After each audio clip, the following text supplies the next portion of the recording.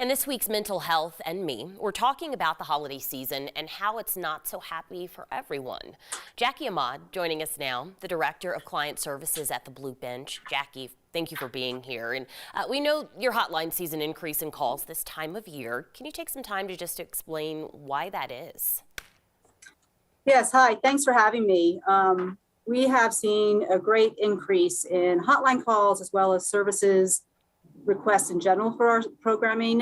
It's hard to say for sure, but I think the holidays can be really hard for survivors of sexual assault.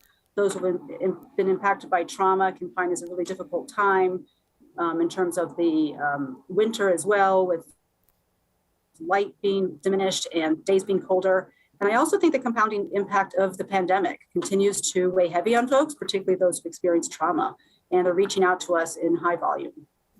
Yeah, this time there's so many layers there. Why specifically, though, the holidays do you think are triggering to some people specifically that have dealt with trauma? Well, I think for some, it depends. Everyone's experience is unique to themselves, but for a lot of folks, trauma has happened within their family. So it's a time of connecting with family or being separated from family. So I think the connection to family can be really triggering for folks who have perhaps experienced trauma within their family. So tell me a little bit about the Blue Bench. How do you all reach out to these folks who need help specifically now during the holidays? Yeah, we are available 24/7. That is one of the primary access points for our services. We have our 24-hour crisis hotline. It's available to anyone at any time who's been impacted by sexual trauma.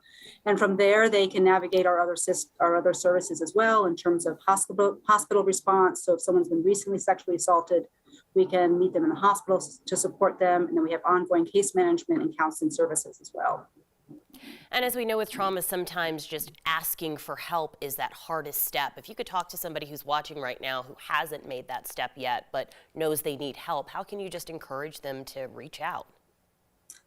I think one thing that's really important to know about our hotline is that it's completely confidential and anonymous, which is sometimes a first helpful step for folks to take, to know that no one knows who you are. So you can reach out to us. We don't know who you are, but we're here for you. You're not alone. This has happened to many people. We want to support you and negotiate and sort of go along this journey with you.